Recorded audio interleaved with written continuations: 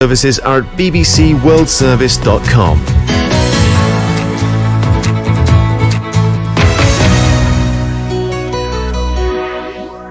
BBC Bangla এখন রাত 88.8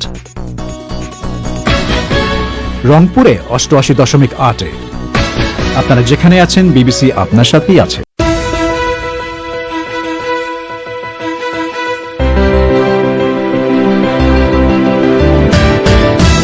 জেনেভায় দীর্ঘ বৈঠকে বসেছেন প্রেসিডেন্ট জো বাইডেন এবং প্রেসিডেন্ট ভ্লাদিমির পুতিন। ইতিবাচক ফলাফলের আশা ক্ষীণ। ঢাকায় কোভিড সংক্রমণের নতুন ঢেউয়ের আশঙ্কা করছেন অনেক বিশেষজ্ঞ। এক মাসেই সংক্রমণের হার দ্বিগুণ। বাংলাদেশে এবছরও এসএসসি এইচএসসি পরীক্ষা অনিশ্চিত। ক্ষুব্ধ হতাশ লাখ লাখ শিক্ষার্থী এবং অভিভাবক। ক্লাস খুলবে করে এখন পর্যন্ত বেশ কয়েকটা নোট দিয়েছে, খুলবে কিনা সেটাও তো সিউরিটি আমরা পাচ্ছি না কোথা থেকে। আবার অ্যাডমিশন কবে হবে কিছু জানে না। আমি খুব অনিশ্চয়তার মধ্যে রয়ে গেছি যে করতে পারছি না। শেষে রয়েছে বিজ্ঞানের আসর। তবে অনুষ্ঠানের শুরুতে এখনকার মতো সর্বশেষ বিশ্ব সংবাদ।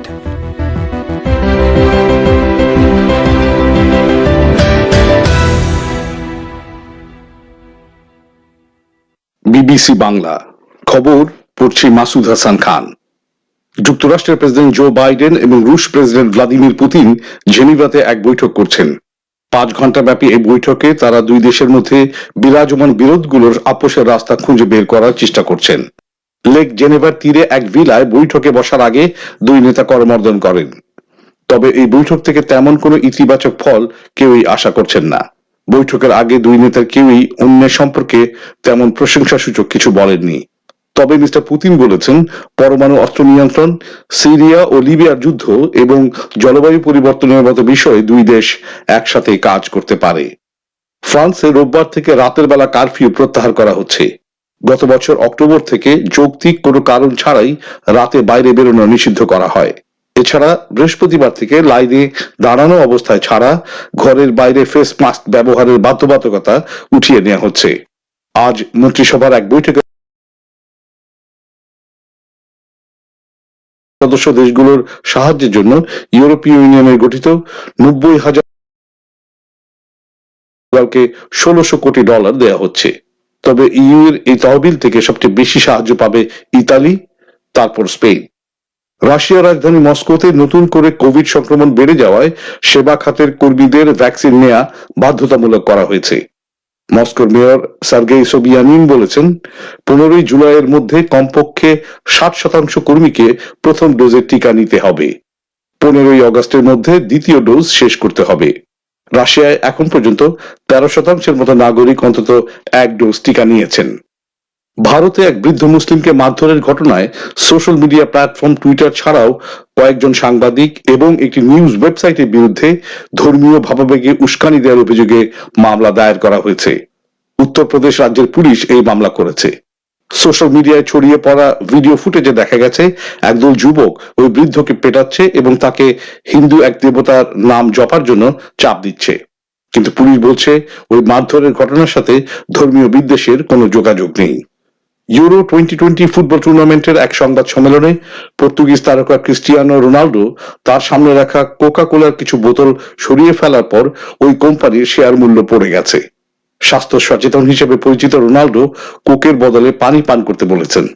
কোকা কোলা এই টুর্নামেন্টের অন্যতম স্পন্সর। মঙ্গলবার ফরাসি মুসলিম ফুটবলার পল পগবাও সংবাদ সম্মেলনের সময় হেনিকেন বিয়ারের বোতল সরিয়ে ফেলেন। আপনারা শুনছেন বিবিসি বাংলার রাতের অধিবেশন পরিক্রমা। পরিবেশন করছি শাকিল আনোয়ার। মাফ করবেন। জেনিভাতে যে বৈঠকটির কথা একটু আগে শুনলেন, প্রেসিডেন্ট বাইডেন এবং প্রেসিডেন্ট পুতিনের মধ্যে সর্বশেষ পাওয়া খবরে জানা গেছে সেটি শেষ হয়েছে। এর পরপরই একটি সংবাদ সম্মেলনে প্রেসিডেন্ট পুতিন বলেছেন যে বৈঠকটি বেশ গঠনমূলক হয়েছে। তারা দুজন পারমাণবিক অস্ত্র বিষয়ে স্থিতিশীলতা বজায় রাখা নিয়ে কথা বলেছেন। বিস্তারিত আসছে এ বিষয়ে। বাংলাদেশের রাজধানী ঢাকায় করোনা ভাইরাসের আরেকটি ঢেউ আঘাত হানার আশঙ্কা করছেন জনস্বাস্থ্য বিশেষজ্ঞরা। 1 মাস আগে শনাক্তের হার 7% নেমে আসলেও এখন সেটি প্রায় দ্বিগুণ হয়ে 14% পৌঁছেছে। সীমান্তের জেলাগুলোর পাশাপাশি অন্যান্য জেলাতেও সংক্রমণের হার বাড়ছে, ফলে জনবহুল ঢাকা শহরকে এই প্রবণতা থেকে আড়াল করে রাখা প্রায় অসম্ভব হতে পারে বলে অনেক বিশেষজ্ঞ মনে করছেন। কিন্তু ঢাকার স্বাস্থ্য ব্যবস্থা সেরকম পরিণতির জন্য কতটা প্রস্তুত, এ নিয়ে ঢাকা থেকে আকবর হোসেনের পাঠানো রিপোর্ট। বাংলাদেশের উত্তর এবং দক্ষিণ পশ্চিমাঞ্চলের বিভিন্ন সীমান্তবর্তী জেলায় করোনা ভাইরাসের শনাক্ত রোগীর সংখ্যা এখন 40% উপরে, মৃতের সংখ্যাও বাড়ছে সেসব জেলায়। গত 15 দিনে শুধু রাজশাহী মেডিকেল কলেজ ও হাসপাতালে প্রায় 150 রোগী করোনা ভাইরাসে আক্রান্ত হয়ে মারা গেছেন। স্বাস্থ্য অধিদপ্তরের রোগ নিয়ন্ত্রণ শাখার রাজশাহী অঞ্চলের সহকারী পরিচালক নাজমা আক্তার বিবিসি বাংলাকে বলেন, সেখানে করোনা সংক্রমণের এখন পিক টাইম বা সর্বোচ্চ অবস্থা চলছে বলে তারা মনে করছেন। সিচুয়েশন এখন যেটা পিক উঠার সেটা তো উঠে গেছে, তাই তো? এটা তো আপনার মানে একদিনে উঠেনি বা এটা এসে পরের দিন নেমে যাবে তা না। এখন এই জিনিসটাকে আমাদের লক্ষ্য হচ্ছে জিনিসটাকে যতটা সাস্টেনেবল রাখা যায়, এটাকে আর বাড়তে না দেওয়া যায়, সেজন্য কিন্তু লকডাউনটা দেওয়া হয়েছে। এটা এখনো কমার মতো হয়নি, কিন্তু এখন আমরা যা দেখছি যে আগের চেয়ে যে বেড়ে গেছে তা না, যেটা আমাদের ছিল সেটাই আছে আর কি। মানে আমাদের ঊর্ধ্বগতি হয়ে যে হারটা ছিল এখনো সেটাই আছে। এটা যে আরো বেশি হয়ে গেছে তা এখনো আমাদের পরিসংখ্যানে অন্তত নাই। শুধু সীমান্তবর্তী জেলা নয়, ঢাকার আশপাশের জেলাগুলোও এখন ঝুঁকিপূর্ণ হয়ে উঠছে। ঢাকার বেশ কাছে টাঙ্গাইল জেলায় এখন করোনা ভাইরাসে শনাক্ত রোগীর হার প্রায় 40%। গত এক সপ্তাহের পরিসংখ্যান পর্যালোচনা করে দেখা যাচ্ছে ঢাকা জেলায় করোনা ভাইরাসে আক্রান্তের হার কিছুটা বাড়তির দিকে। এক সপ্তাহ আগে পরীক্ষা অনুপাতে শনাক্তের হার ঢাকা জেলায় 4% থাকলেও এখন সেটি প্রায় 6%। বিশেষজ্ঞদের অনেকে আশঙ্কা করছেন, শনাক্তের হার এখন দৃশ্যত কম মনে হলেও সেটি ধীরে ধীরে বাড়তে পারে। জনস্বাস্থ্য বিশেষজ্ঞ বেনজির আহমেদ বলছেন, ঢাকায় করোনা ভাইরাসের তৃতীয় ঢেউ আঘাত করলে স্বাস্থ্য ব্যবস্থা সেটি কতটা সামাল দিতে পারবে তা নিয়ে সংশয় রয়েছে। আমার একদিকে দুই ধরনের শঙ্কা। একটা হলো যে সংক্রমণ যে বাড়ছে সেইটা আবারও আমাদের সেই মার্চ এপ্রিলের মতো পুনরাবৃত্তি অথবা তারও চেয়ে ভয়াবহ হবে কিনা এক। দ্বিতীয়ত এইটার জন্য এই যে আমাদের স্বাস্থ্য বিভাগের যথেষ্ট প্রস্তুতি নিচ্ছে না বলে যে অনুমানটা হচ্ছে, সেই কারণেও আরো খারাপ লাগছে যে আমরা কি আবারও এই ধীর গতির কারণে, অপ্রস্তুতির কারণে বড় সমস্যায় পড়তে যাচ্ছি কিনা। চলতি বছরের মার্চ এপ্রিল মাসে করোনা ভাইরাসের দ্বিতীয় ঢেউয়ের আঘাতে বিপর্যস্ত হয়ে পড়েছিল স্বাস্থ্য ব্যবস্থা। গত এক মাস যাবৎ হাসপাতালে রোগীর সংখ্যা অবশ্য বেশ কমেছে।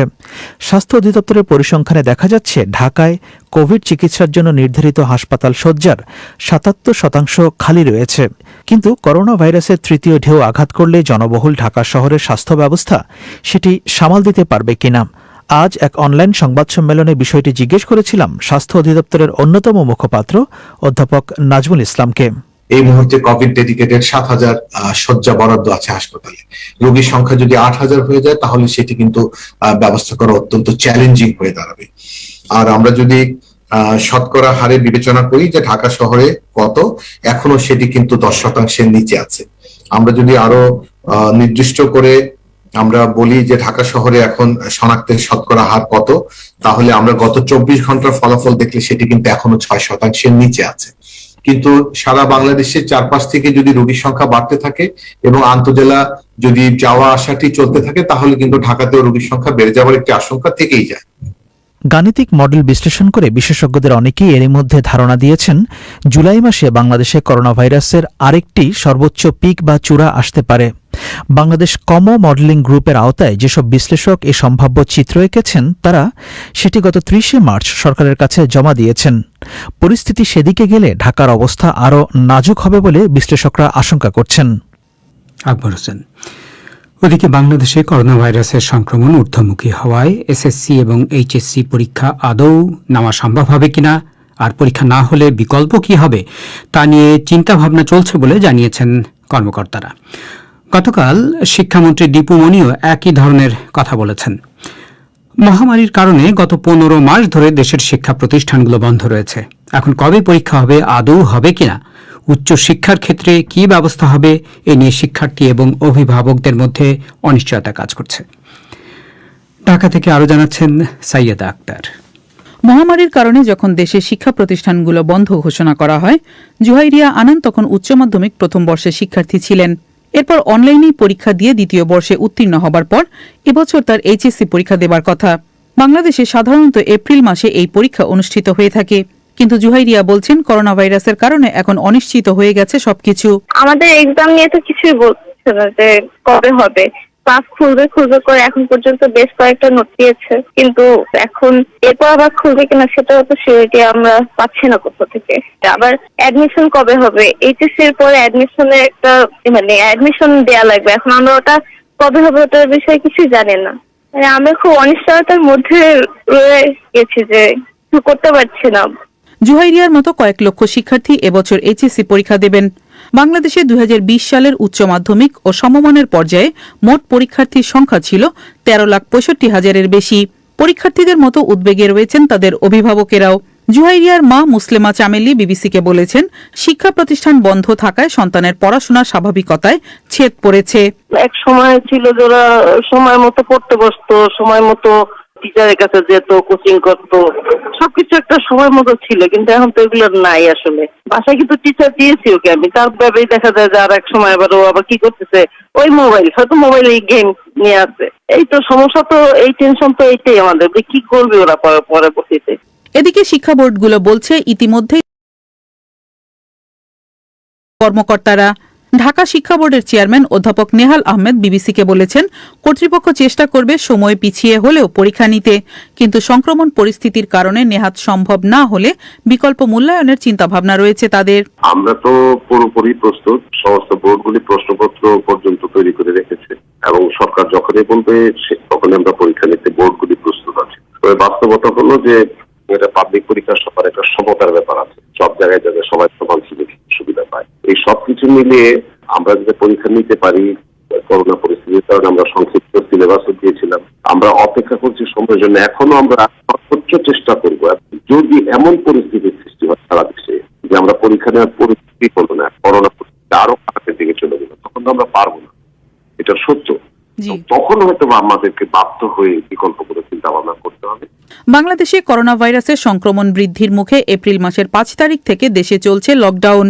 বুধবার লকডাউনের মেয়াদ আরও 1 মাস বাড়ানো হয়েছে, কিন্তু লকডাউন সত্ত্বেও দেশে অফিস, দোকানপাট এবং গণপরিবহন খোলা রয়েছে। অনেক অভিভাবকের মনে প্রশ্ন, সব খোলা রেখে কেবল শিক্ষা প্রতিষ্ঠান কেন বন্ধ করে রাখা হয়েছে? জনস্বাস্থ্য বিশেষজ্ঞরা বলছেন, সকলেরই আক্রান্ত হবার ঝুঁকি রয়েছে, কিন্তু শিক্ষা খাতের স্থবির অবস্থা দূর করার জন্য এখন ব্যবস্থা নেওয়া দরকার। পাবলিক হেলথ ফাউন্ডেশন বাংলাদেশের চেয়ারপারসন ডক্টর শারমিন ইয়াসমিন বলছেন,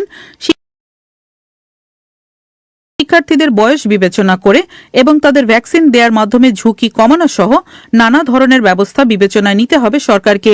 বাচ্চাদের বেলায় যেটা, যে আপনার কোভিড-19 যদি হয়েও থাকে, সেই ক্ষেত্রে অনেক সময় যেমন আমরা হয়তো কোমরবিড ইলনেস গুলো যদি থাকে, বা সেই ক্ষেত্রে ঝুঁকি অনেক বেশি থাকে, বয়সের একটা ব্যাপার থাকে, কিন্তু যেহেতু ইয়াং এজ তাদের হয়তো, আর এখন যদি আমরা ভ্যাকসিনেশনের কাভারেজে 12 বছরের ঊর্ধ্বে যারা আছে তাদেরকে ভ্যাকসিনেশনের কাভারেজে আনতে পারি, তাহলে কিন্তু যদি পরবর্তীতে কারো যদি কোভিড হয়েও থাকে, সেই ক্ষেত্রে কিন্তু তাদের সিভিয়ারিটির যে দিকটা সেটা কিন্তু অনেক কম থাকে।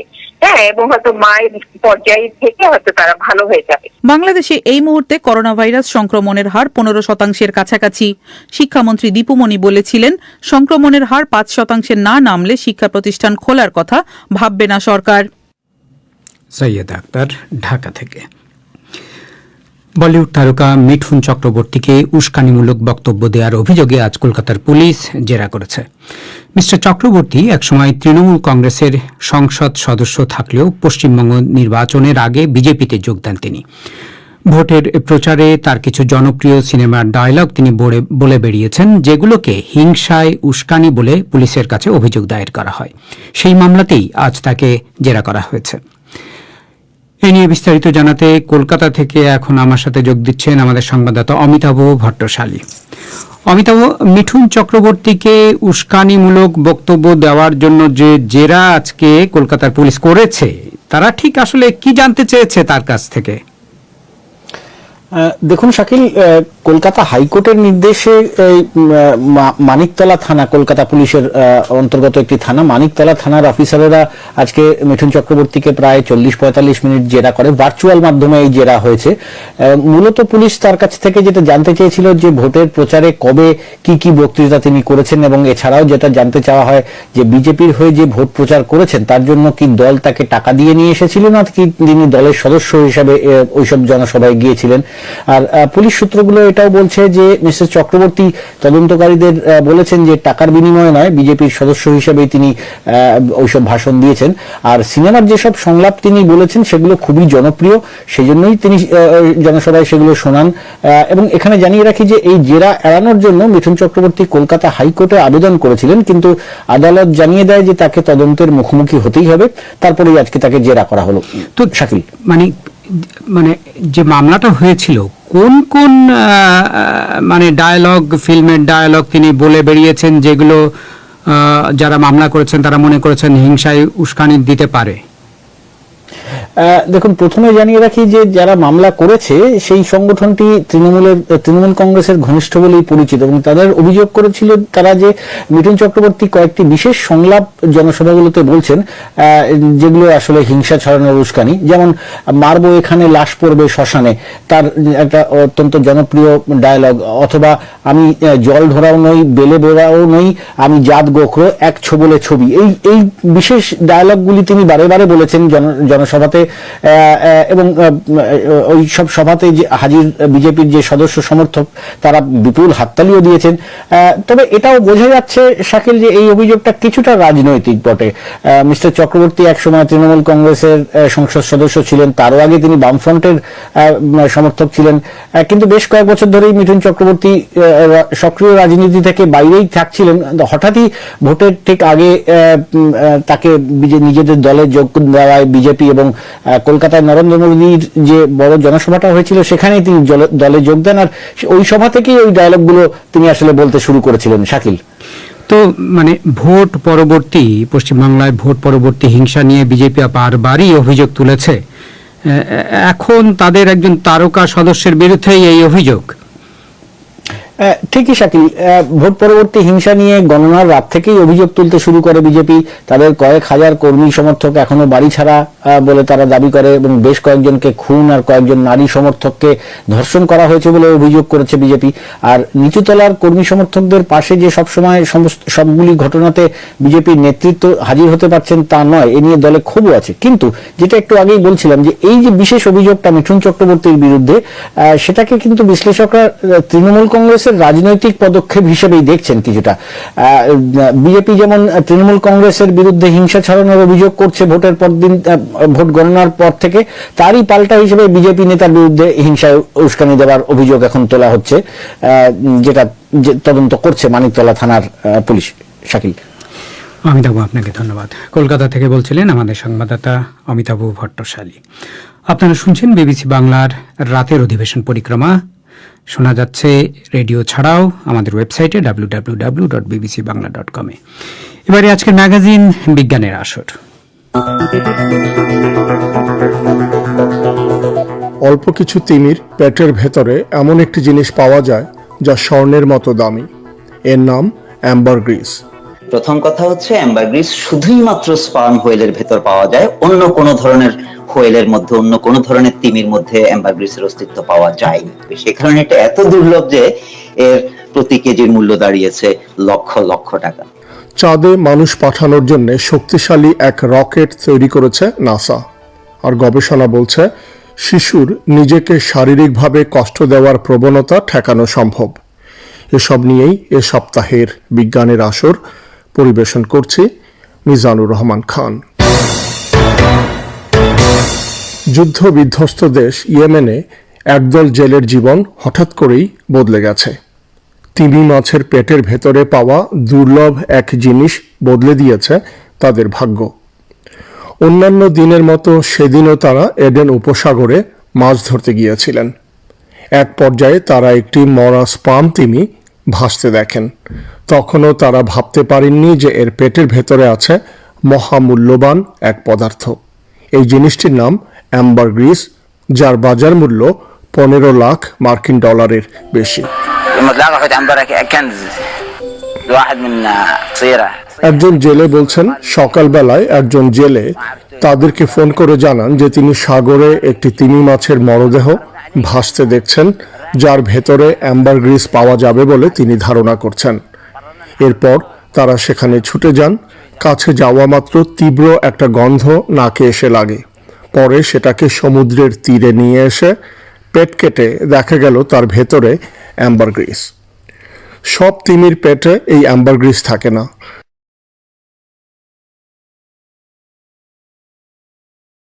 চট্টগ্রাম বিশ্ববিদ্যালয়ের সমুদ্র বিজ্ঞানী সাইদুর রহমান চৌধুরীর সঙ্গে শুরুতেই জানতে চেয়েছিলাম এটি আসলে কি জিনিস। এক প্রজাতির তিমি মাছ, যেটাকে আমরা স্পার্ম হোয়েল বলি, এই স্পার্ম হোয়েলের পৌষ্টিকতন্ত্রের ভেতরে সে এক ধরনের রস নিঃসরণ করে। এই রসটা পরবর্তী সময় জমে গিয়ে অ্যাম্বারগ্রিসে পরিণত হয়। এই রসটা সে নিঃসরণ করে থাকে বিশেষত তার নিজের পৌষ্টিকতন্ত্রকে রক্ষা করবার জন্য। এই স্পার্ম হোয়েল যে সমস্ত অন্য সামুদ্রিক প্রাণী এবং মাছকে সে খায়, সেই সমস্ত প্রাণীর যে শক্ত অংশগুলো, হাড়গোড় বা অন্যান্য শক্ত এবং ধারালো অংশ রয়েছে, সেই অংশগুলো যাতে তিমি নিজের পৌষ্টিকতন্ত্রকে ফুটো করে ফেলতে না পারে বা অন্য কোনোভাবে ক্ষতিগ্রস্ত করতে না পারে, তার থেকে প্রোটেকশন দেবার জন্য সে এই রসটা নিঃসরণ করে সেই শক্ত জিনিসটাকে সে কাভার করে ফেলে।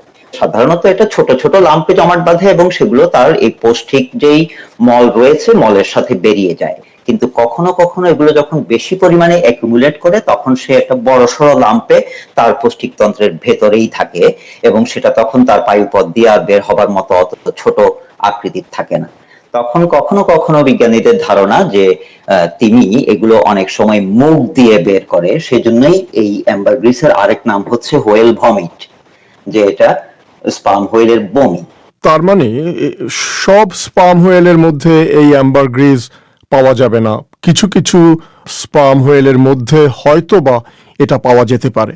এক্স্যাক্টলি। প্রথম কথা হচ্ছে অ্যাম্বারগ্রিস শুধুই মাত্র স্পার্ম হোয়েলের ভেতর পাওয়া যায়, অন্য কোনো ধরনের হোয়েলের মধ্যে, অন্য কোনো ধরনের তিমির মধ্যে অ্যাম্বারগ্রিসের অস্তিত্ব পাওয়া যায়নি। আর যত হোয়েল রয়েছে তার মধ্যে আনুমানিক 1 থেকে 2 বা 3% স্পার্ম হোয়েলের ভেতরেই শুধুমাত্র এক্সট্রাক্ট করবার মতো পরিমাণে অ্যাম্বারগ্রিস পাওয়া যায়। সে কারণে এটা এত দুর্লভ যে এর প্রতি কেজির মূল্য দাঁড়িয়েছে লক্ষ লক্ষ টাকা। তো আমরা জানি যে সুগন্ধি তৈরি করতে বা পারফিউম ইন্ডাস্ট্রিতে এই অ্যাম্বারগ্রিস ব্যবহার করা হয় কি কারণে? প্রধানত 2 কারণে এর ব্যবহার শুরু হয়েছে পারফিউমারিতে। তো একটি হচ্ছে তার মধ্যে একটা মাস্কি টোন নিয়ে আসবার জন্য, এবং দ্বিতীয় কারণটি হচ্ছে যে এই অ্যাম্বারগ্রিস ব্যবহার করলে সুগন্ধিটা অনেকক্ষণ আমাদের শরীরে থাকে, অর্থাৎ যেটাকে আমরা লং লাস্টিং পারফিউম বলি, এই লং লাস্টিং করবার জন্য। যদিও এর বিকল্প কেমিক্যাল সাবস্টেন্স বেরোয় গিয়েছে সিনথেটিক, কিন্তু যেগুলো নামি দামি ব্র্যান্ড রয়েছে পারফিউমের, তারা ওই নভেলটির কারণেই এখনো ওই প্রাকৃতিকভাবে সংগৃহীত অ্যাম্বারগ্রিসের উপরেই বেশি নির্ভর করে। বিজ্ঞানীরা বলেন যে এই স্পার্ম হোয়েল হচ্ছে একটা বিপন্ন প্রজাতির প্রাণী, প্রায় বিপন্ন, পৃথিবী থেকে হারিয়েই যাচ্ছে। সারা পৃথিবীতে এই স্পার্ম হোয়েলের সংখ্যা কত, সেটার কি কোনো ধারণা করা যায় যে কত স্পার্ম হোয়েল আছে, হিসেব কত? ঠিকই বলেছেন যে এটিকে বিপন্ন প্রাণী হিসেবেই গণ্য করা হয়। আমাদের বিশ্বে এই হোয়েলিং বা তিমি শিকারের প্রক্রিয়াটা শুরু হয়েছে 19 শতকে, এবং তার আগে এই হোয়েলিং শুরু হবার আগে বিজ্ঞানীদের ধারণা যে প্রায় 11 লক্ষের মতো স্পার্ম হোয়েল তখন মহাসমুদ্রে ছিল। কিন্তু এই প্রায় 200 বছরের তিমি শিকারের ফলে এর পরিমাণ 25% নেমে এসেছে।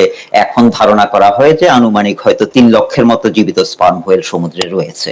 এই তিমি মাছ কেন শিকার করা হয়, কি কাজে লাগে?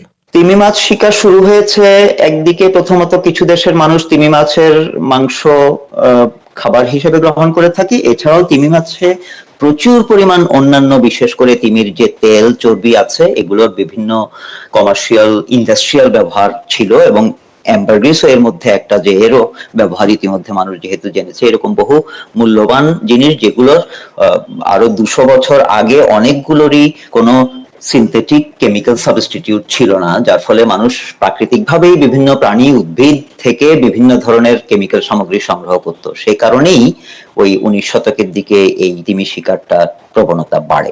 এখন বর্তমান সময়ে যে সমস্ত কেমিক্যাল সাবস্টেন্স তিমি থেকে পাওয়া যায় তার প্রায় সবই সাবস্টিটিউট আছে, কিন্তু এখনো কিছু কিছু পরিমাণ হোয়েলিং চলছে শুধুমাত্র তার মিটের জন্য, মাংসের জন্য। আপনি বলছিলেন যে সারা পৃথিবীতে 3 লক্ষের মতো স্পার্ম হোয়েল আছে, তো দক্ষিণ বঙ্গোপসাগরে কি এই তিমি থাকতে পারে, বা অন্য জায়গা থেকে এই এলাকায় এই স্পার্ম হোয়েলের আসার কোনো সম্ভাবনা আছে? হাইপোথেটিক্যালি থাকতে পারে, তার কারণ হচ্ছে যে স্পার্ম হোয়েলের বিস্তৃতি সমগ্র বিশ্বে, কিন্তু আমরা স্পেসিফিক্যালি বঙ্গোপসাগরে স্পার্ম হোয়েল দৃশ্যমান হয়েছে এরকম কোন স্পটিং রিপোর্টের কথা জানি না। বঙ্গোপসাগরের একেবারে উত্তর বঙ্গোপসাগর এলাকায় শ্যালো অংশে স্পার্ম হোয়েল আসবে না, কারণ স্পার্ম হোয়েলের একটা স্বভাব হচ্ছে সে 1000 মিটার গভীরতার কম সমুদ্রে সে যায় না। যেখানে আমাদের বঙ্গোপসাগরে 2.5 কিলোমিটার বা 3 কিলোমিটার 3.5 কিলোমিটার পর্যন্ত গভীরতা আছে, সেখানে সে আসতেও পারে। কিন্তু তাদের সংখ্যা যেহেতু আমরা আগেই বলেছি যে মাত্র 3 লাখের মতো, গোটা বে অফ বেঙ্গলে যদি আমরা স্পার্ম হোয়েলের ইকুয়াল ডেনসিটি বিবেচনা করি, তাহলে এখানে মাত্র 1-150 sperm whale at any given time দৃশ্যমান হওয়ার সম্ভাবনা থাকে বা সুযোগ থাকে। বলছিলেন চট্টগ্রাম বিশ্ববিদ্যালয়ের সমুদ্র বিজ্ঞানী সাইদুর রহমান চৌধুরী। যুক্তরাষ্ট্রের মহাকাশ গবেষণা সংস্থা নাসা চাঁদে মানুষ পাঠানোর জন্য একটি শক্তিশালী রকেট তৈরি করেছে। এর নাম স্পেস লঞ্চ সিস্টেম বা SLS, যার উচ্চতা 65 মিটার। এবছরের আরও পরের দিকে নাসা এই SLS রকেট মহাশূন্যে পাঠানোর পরিকল্পনা করছে। এই মিশনের নাম আর্টেমিস 1। এই অভিযানে SLS রকেটটি আমেরিকার অত্যাধুনিক মহাকাশযান ওরিয়নকে চাঁদে নিয়ে যাবে। তবে এই মিশনে কোনো নভোচারী থাকবে না। SLS-এ মানুষ পাঠানোর আগে প্রকৌশলীরা এই রকেট এবং মহাকাশযানকে একসাথে করে মহাশূন্যে পাঠানোর বিষয়ে আরও নিশ্চিত হতে চান। নাসার বিজ্ঞানীরা বলছেন এই রকেটে করে 2023 সালে চাঁদে মানুষ পাঠানো হবে বলে তারা আশা করছেন। SLS-এর মূল অংশে আছে জ্বালানি ট্যাঙ্ক, আরও আছে 4টি শক্তিশালী ইঞ্জিন, দুপাশে 2টো বুস্টার, যা থেকে অর্জিত শক্তি দিয়ে রকেটটি প্রথম 2 মিনিটে ভূমি থেকে উপরে নিক্ষিপ্ত হবে। ব্রিটেনে এক গবেষণায় দেখা গেছে যেসব শিশুর মধ্যে নিজেকে শারীরিকভাবে কষ্ট দেওয়ার প্রবণতা রয়েছে, তাদের মধ্যে অনেক আগে থেকেই এর প্রকাশ ঘটতে দেখা যায়। তাই সময় মতো ব্যবস্থা নিলে তাকে বড় ধরনের ক্ষতির হাত থেকে বাঁচানো সম্ভব। গবেষক ডক্টর ডানকান অ্যাসেল বলেছেন, সাধারণত আমরা সমস্যা গুরুতর না হওয়া পর্যন্ত অপেক্ষা করি, তারপরেই এতে হস্তক্ষেপ করা হয়। কিন্তু এ বিষয়ে আগে থেকেই প্রতিরোধমূলক ব্যবস্থা নেওয়া প্রয়োজন। নিজের ক্ষতি করার চূড়ান্ত পর্যায়ে শিশুরা আত্মহত্যাও করতে পারে। কেমব্রিজ বিশ্ববিদ্যালয় এরকম 2টো গ্রুপের উপর গবেষণা চালিয়েছে। প্রথম গ্রুপে ছিল যেসব শিশু তাদের আবেগ নিয়ন্ত্রণ করতে পারে না তারা, আর অন্যটিতে যারা বেশি ঝুঁকি নিতে আগ্রহী। গবেষণায় 11,000 শিশু অংশ নিয়েছে এবং তাদের প্রতি 6 জনের একজন জানিয়েছেন যে 14 বছর বয়স হওয়ার আগেই সে নিজেকে শারীরিকভাবে কষ্ট দিয়েছে।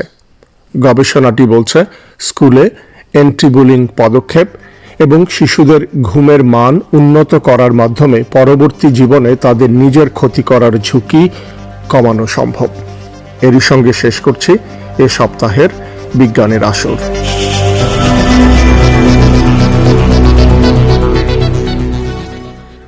পরিবেশন করলেন মিজানুর রহমান খান। এখনকার প্রধান খবর, মার্কিন প্রেসিডেন্ট বাইডেন এবং রুশ প্রেসিডেন্টের মধ্যে পুতিনের মধ্যে জেনিভাতে বৈঠকটি শেষ হয়েছে। পরপরই এক সংবাদ সম্মেলনে মিস্টার পুতিন বৈঠকটিকে গঠনমূলক বলে বর্ণনা করেছেন। তিনি বলেন, পারমাণবিক অস্ত্রের স্থিতিশীলতা বজায় রাখা নিয়ে বৈঠকে কথা হয়েছে। মিস্টার পুতিন বলেন যে প্রেসিডেন্ট বাইডেন বৈঠকে রাশিয়ার মানবাধিকার পরিস্থিতি নিয়ে উদ্বেগ প্রকাশ করেছেন, কিন্তু তিনি এক্ষেত্রে যুক্তরাষ্ট্রের নিজের রেকর্ডের কথা স্মরণ করিয়ে দিয়েছেন। মিস্টার পুতিন বলেন, 2017 সালে মার্কিন কংগ্রেসে আইন করে রাশিয়াকে শত্রু দেশ হিসাবে চিহ্নিত করা হয়েছে এবং রাশিয়ার উন্নয়ন বাধাগ্রস্ত করতে বিরোধীদের সমর্থন যোগানোর সিদ্ধান্ত নিয়েছে আমেরিকা। মিস্টার বাইডেনের শিবির থেকে কিছু এখনো শোনা যায়নি। আমাদের পরবর্তী অধিবেশন আগামীকাল বাংলাদেশে সন্ধ্যে 7:30, ভারতে সন্ধ্যে 7টায়। শুনবেন আশা করি। আমি শাকিল আনোয়ার আজকের মতো এখানেই বিদায় চাইছি।